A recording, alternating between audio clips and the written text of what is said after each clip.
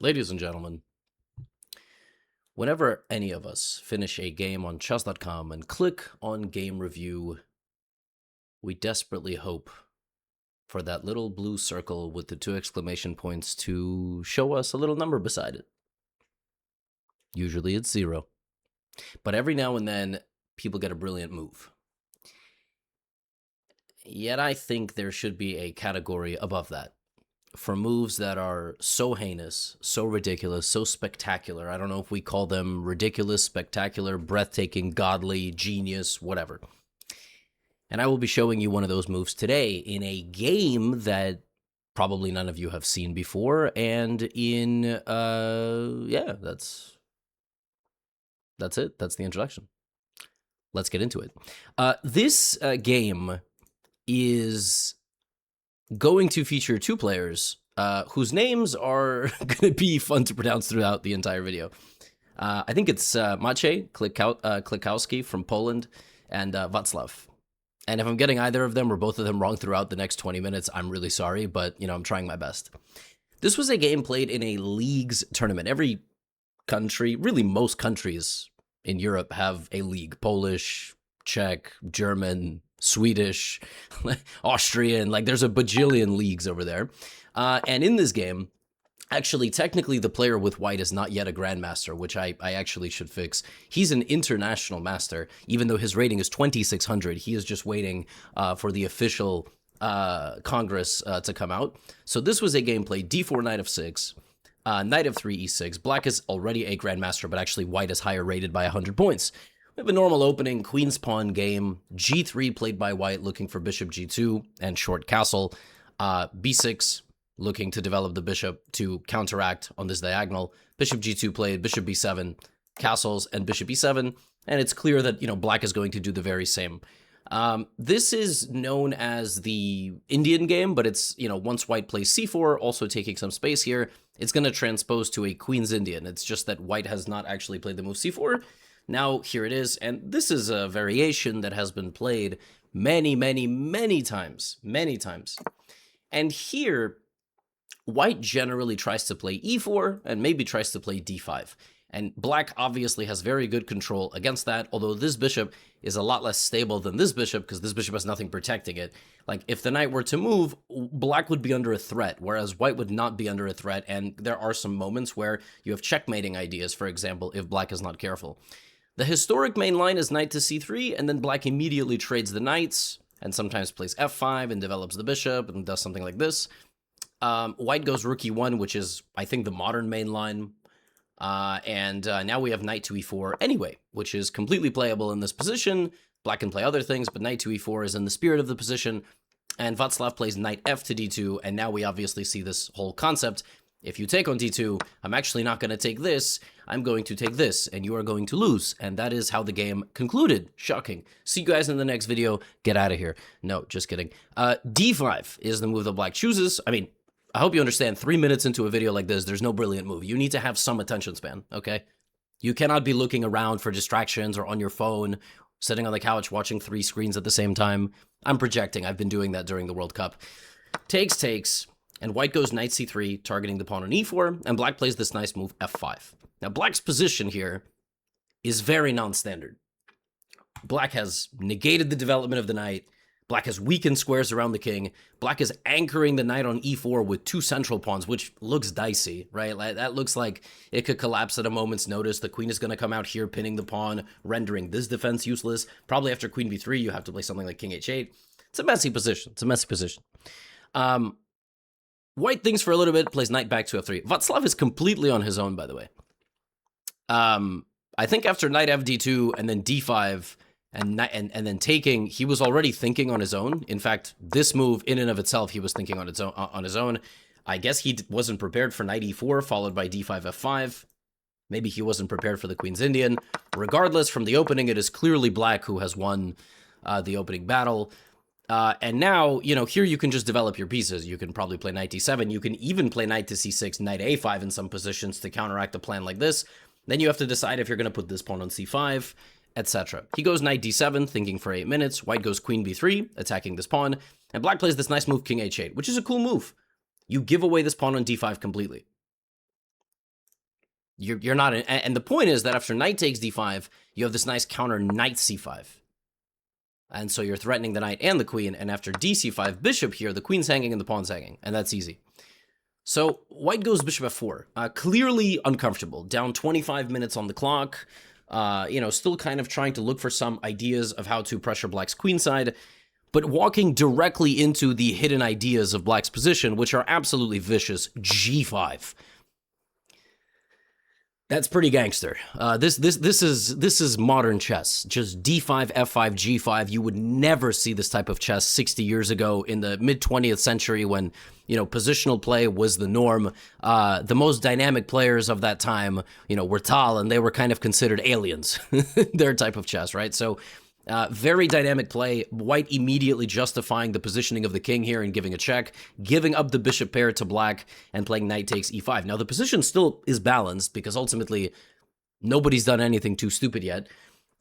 There's not too many threats in the position, so black is going to have to now start making some progress to continue to knock down the white pieces. White is, very solid. Structure is looking very good. Bishop f6 played here. c5 is next. If I'm playing this position with white, I probably bring a rook at some point to anticipate the opening of the center of the board. If the center opens, my rook will be a lot more powerful. That's what he plays. And now queen d6, which targets the knight. Also prepares to bring your own rooks. Just be careful, don't hang this. a6 will always be useful. c6 is always useful. c6 and then moving the bishop somewhere maybe. Position is very tense. Very, very tense. Black doesn't really want to grab this pawn because it would open the floodgates for white's counterplay. White doesn't really want to play f3 because if you play f3, maybe you're detonating to a little bit too much. Anyway, white goes e3, which is just a nice waiting move, stabilizing the center. Maybe the bishop is going to have a passage in the future. d4 is always going to be protected. Maybe the knight could go to e2. Maybe you can play knight to e2 and then f3. That also could be an idea to try to trap this knight. Black goes c5. Now, the thing about the move c5 is logically it makes sense. The problem with c5, though, after this move e3, is that it's actually white who is ready to open the position and not black. You would think that the person with the two bishops wants to open the position. Yes, in theory. But the person that has way too many weaknesses to take care of might not want to open the position. Look at white's pawn structure. Incredibly solid. Almost every pawn on a dark square, which complements the light squared bishop. And so white's structure is very intact. Everything is kind of coordinated. Black is kind of, hanging on. What is this? Like getting by the seat of their pants? Something like that. I don't know. Like everything is overextended. You really were not supposed to run out to the front lines with everybody. And now 4 out of your 7 pawns are clashing in the middle. It's going to be very difficult for all of the pieces to hold everything together. Knight to b5 is the move chosen by Václav here, attacking the queen. And Maciej goes queen e7, continuing to hit this and also defending the center. But now the knight is going to be kicked out. And this is the first bit of progress that white has made in the game. The knight is going to have to depart the position and come back. White is probably going to trade. And now I got to tell you from this point, I love white's position. Just visually, everything looks like it makes sense here. White is not winning, but everything looks like it makes sense. Why? Well, again, everything is on a dark square and just everything in the center is anchored. It's like a checkers position. Like everything is guarding everything else. This knight is completely beautiful. It's on as much of an outpost as you can get. An outpost is really a square in an opponent's position where, you can plant a knight or any piece, frankly, and from where it's very difficult to remove. And that knight is exerting pressure on everything, and it's not as easy to take it. You take this, the position will go from 0.3 to like 2 plus 2 very quickly. Even more than plus 2, plus 3, because after this, there's just, unstoppable pressure on your pawn. This pawn is promoting. So you have to be very careful here. Black takes on d4. This is not a good transformation. I mean, a lot of people here cannot maintain the tension correctly. I think this is a very difficult position. If anything, black is supposed to go c4 here, completely shut down the position for the remainder of the game. Obviously you have to defend this. And then if white goes here, you have to play like b5, bishop a6, and just sort of hold on. This is incorrect because this transformation, white's position is just too solid now. Now both guys are going to rotate their play to the c-file. And white is just having a field day. I mean, this is an excellent position. Black opts for taking both of these pawns, probably thinking that in the long run, f4 is weak. But no, it is only black here who suffers. Rook to c8 is a normal move. White plays king h1, gets off of this diagonal. If anything opens, gets off of the g-file. and the king is completely safe. The bishop is going to be able to move. F5 is weak. D5 is going to be weak. What's the worst piece in the black position? That same bishop. That Queen's Indian bishop from the beginning of the game. Now, the brilliant move is coming. The brilliant move is coming. Obviously, players of this caliber don't just blunder all their pieces. Just be a little bit patient. You know, the game is developing. We got to get to the moment. We got to get to the spiciest moment here. So, what do? Rook c7. We protect the entire 7th rank. We are looking maybe to double income in this way or maybe double income in this way. We actually don't know. We are ready to go at a moment's notice anywhere. We're also covering f7 so that this rook can just move in general. Rook g1. And here Maciej just decides, I got to go for something. I mean, if I continue to do nothing, my opponent's just going to continue to make improving moves. He goes to take the knight. That's a massive decision because the only advantage that black had in the position, the only one, was the bishop pair, and now the bishop pair is gone. But apparently, in this particular moment, taking with the d-pawn was wrong. Apparently here you needed to take with the f-pawn, not the d-pawn. You would think you want to open up the rook, but in this case, it was bringing the queen to the middle and then bringing this rook to the f-file and actually switching the target to the f-pawn that would have given white a very, very, very strong advantage. And somehow taking with this pawn is wrong because you've left yourself with a target on f4. And this is the issue. And the other issue is, by taking with the d-pawn, you enabled the black d-pawn to move forward, which would result in a trade of bishops, and clearly it would be black who is happier with the trade of the bishops. That bishop is terrible, terrible bishop, but this will actually give black chances, whereas this would have given black no chances. It would have left black and with a very bad bishop in the long run, and honestly, this position could be included in a positional decision-making book. It really could, you know? D takes c5 is the move played, and we have queen to h6. And now white goes queen e3, and the players begin a huge battle. So we have queen e6 back, defensive, maybe unnecessary. Maybe rook g7, active defense would have been better. This is very passive defense. White plays queen a3, looking to target this, looking also to target the rook. Don't blunder the rook. Rook d8 played. You can't take this, though, because you would get your queen trapped. So rook d4, not allowing black to come forward to the d-pawn and trade the pieces. Rook g7, and now white is a little bit stuck. What is white going to do? He goes here, and he opts for a trade of rooks. And now we're going to have queen, rook, bishop, queen, rook, and bishop on the same complex. White has a protected pass pawn. White has a very clear target. White has the much better pawn structure, 4 out of 5 pawns on the dark squares. The light square bishop actually is doing something here. Rook g8 check. King goes back to h1, but suddenly it's not so clear. Suddenly in all of the complications, it is actually black who is using the weakness of the white king against him and maybe is getting back into the game. And the brilliant move is coming. It's going to be upon us very, very soon. Queen to d3, and suddenly black is better. Black is better. Queen goes back to d1, and Maciej grabs a pawn. We are in a mutual time scramble. Black is just a pawn up.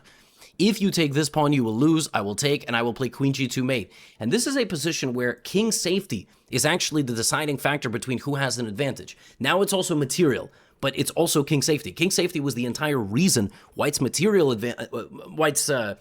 advantage fell apart. White goes e6. This is a roll of the dice. You are looking for some sort of queen e5 check business. Maybe d5 is going to be weak in the long run. You're also looking to promote and get this rook off of the g-file. Queen f2, a nasty move. This is a nasty move to face in this type of position because, you know, it hits everything. You think you're going to be blundering a checkmate, and when you immediately make a mistake after that, you know, it kind of makes sense. Now, e7 is always there, and also queen a1 check is there, which is why black plays rook g7, which is a move that just completely shuts down white's counterplay. Rook g7 is just kind of like playing tennis.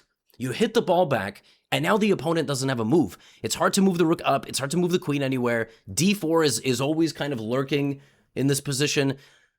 This is a position where people blunder. Queen a1, and now the king is extracted from the corner. He's going to walk the king to f8 to be closer to this pawn, to be out of the way of any counterplay, and to potentially win this pawn, frankly, not even just to be closer to stop it, right? Queen goes back to d1. The king has gone to f8.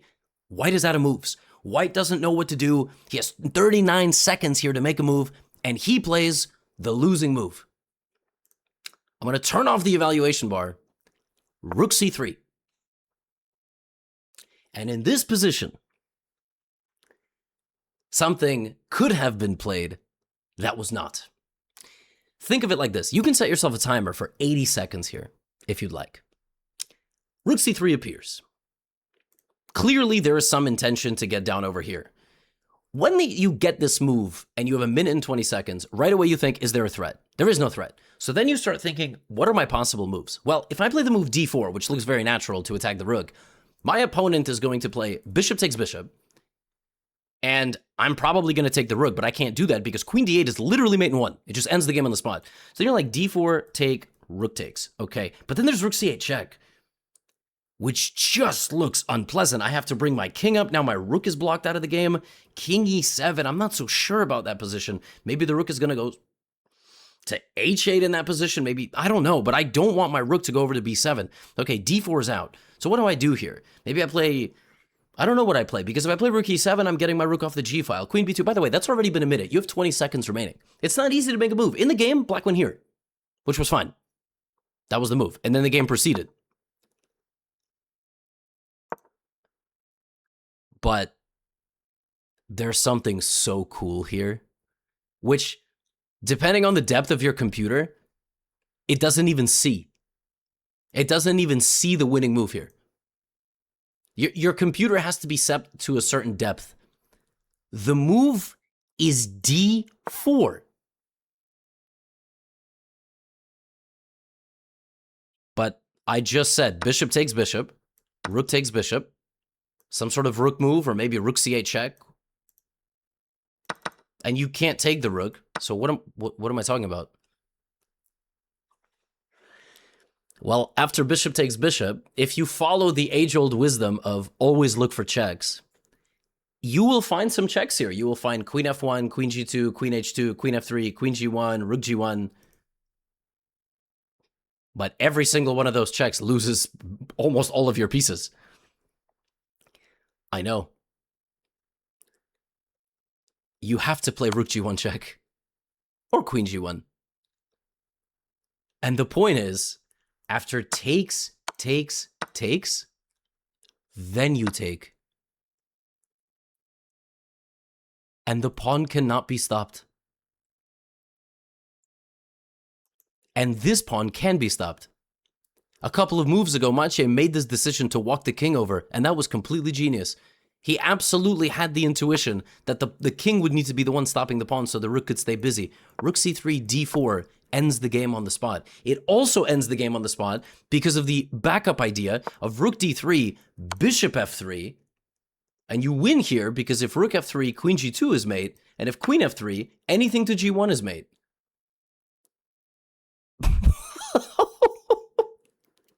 It's the move that is screaming to be played. But unless you spot the transition to the winning endgame with the pawn on f5 stopping the bishop, that's just how it works out, you won't find this move.